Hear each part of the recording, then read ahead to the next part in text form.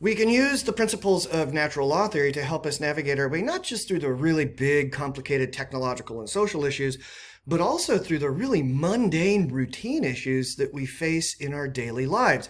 And as a natural law theorist, what we're going to do is we're going to look at the situation that we're trying to navigate through very carefully, and we want to understand everything that's a part of this situation, because we want to understand how the things that are a part of this situation work. And when a natural law theorist asks that question, how do things seem to work? What they're really asking is this.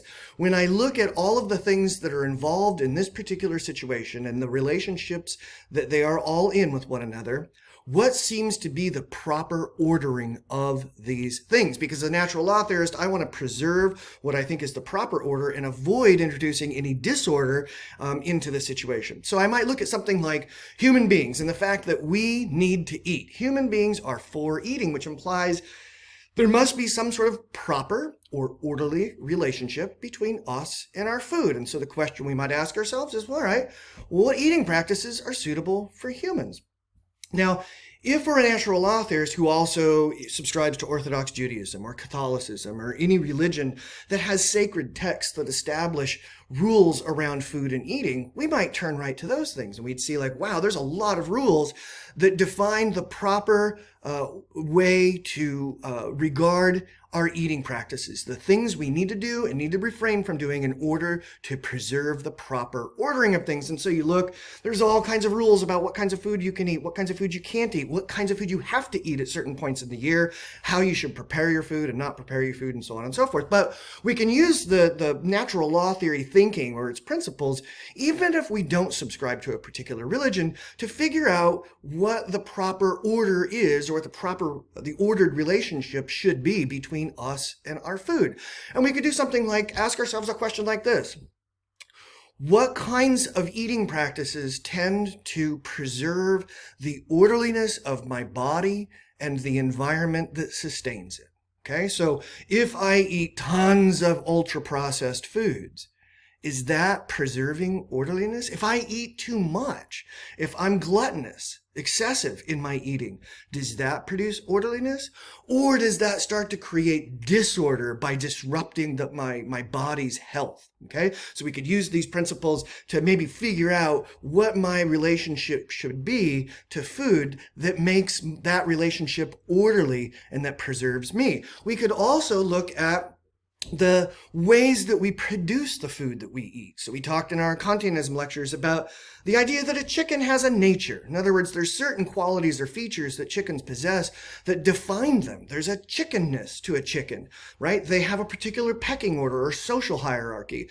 They lay eggs. They like to scratch around in the gravel. They like to pick worms out of the grass. And if we eliminate their opportunities to do those kinds of things, we're kind of making them less of a chicken. So then we might ask ourselves this, all right, well, if I factory farm chickens by cramming them into really confining cages, am I preserving the natural order of chickens? And of course you'd say, well, no, because when you put chickens in close confines like this, they'll get really anxious. And they're going to try to achieve some sort of a pecking order, but because they're so close together, they can't really do that very effectively. They're just pushed up against one another. So they're going to just peck at each other. In fact, they're going to peck each other to death. So what we have to do before we put the chickens in the cage with one another is we have to chop off their beaks. And then they're in such close confines sometimes that their talons grow around the wire floor in the cages and they can't scratch and they don't lay eggs and so on and so on and so on. And so we might ask ourselves, is this preserving the orderliness of chickens and their position in the world that they inhabit? And we might say, no. Similarly, we could look at another feature of our lives. We go to work. Human beings seem to be for labor. We don't seem to do very well in life if we don't have tasks to accomplish. We like work. We thrive when we have responsibility. So what kinds of labor are suited for humans? Well, sweatshops might be out of the question, right? Because if we have sweatshops where we don't pay people enough money to be able to live a life where they're able to flourish, but instead pay them a low wage and have them doing repetitive motion tasks that cause them to develop physical deformities, well, that doesn't seem very cool. That seemed kind of disordered. On the other hand, sitting sitting in front of a computer screen behind a desk all day doesn't seem to be particularly good for us either. We develop things like carpal tunnel syndrome or vision problems and so forth. So there seems to be certain ways of navigating our way through our work lives that promotes and preserves the orderliness of our lives and our bodies, and other ways that compromise those things.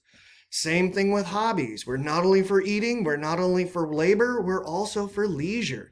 We like having fun. So what kinds of leisure are suitable for humans? Playing football, going on a hike. What about social media? That seems to be the leisure activity that lots and lots and lots of folks are engaged in today. So the question for us is this: does participating in social media, we might say excessively, so there's some line there where we draw and we say this is too much, does that tend to preserve order or create disorder? And of course, the mountain of research on this question is no. Excessive use of social media creates not only tremendous psychological disorder, it creates physical disorder, and it also creates social disorder, right? That our brains are being rewired to seek the dopamine hits that we get on social media or when we're doom scrolling. When we're doing social media, we tend not to be very physically active, and we can certainly see the results of that particularly in America, with kids and the growing percentage of them that are bodily unhealthy, disordered. And we can also see that social media and the internet, while they're really valuable and perhaps can be used to create order, they can also lead to tremendous disorder, division, divisiveness within a society. Okay. Now we could apply this to all kinds of things all the way down to the level of our home life. You think about the ways that human beings seem to live. And if you look at a house like this, kind of looks old school, right? One of those old craftsmen. It's got that front porch facing the street. Why? Because human beings tend to be social creatures. We thrive when we're integrated into a social network. And so we create our homes so that they encourage us to know our neighbors, to interact with our neighbors, and to be social. And that creates order. We have a neighborhood, a community. But look at the way we're building homes now, right? You have these garages that face the street. You can't even see the front door. And we would ask ourselves, is this orderly? And we say, well, yeah, superficially it is. I mean, all these houses look virtually the same. It's orderly in that way. But is it creating any kind of meaningful orderliness beyond that superficial orderliness? And we'd say, well, no, these families are all isolated from one another. They're less connected to one another, and so on and so on and so forth. And of course, we could be, exercising these principles in a variety of different ways. What seems to be the proper order of marriages and relationships, sex, parenting, and so on and so forth. And you can see how, for a natural law theorist and somebody who's, a religious person, these are going to kind of work hand in glove, right? But they don't necessarily have to. We can be a natural law theorist without having to be a member of a particular religion. We just would be approaching these questions with a belief that preserving what we think is the proper order of things is morally significant.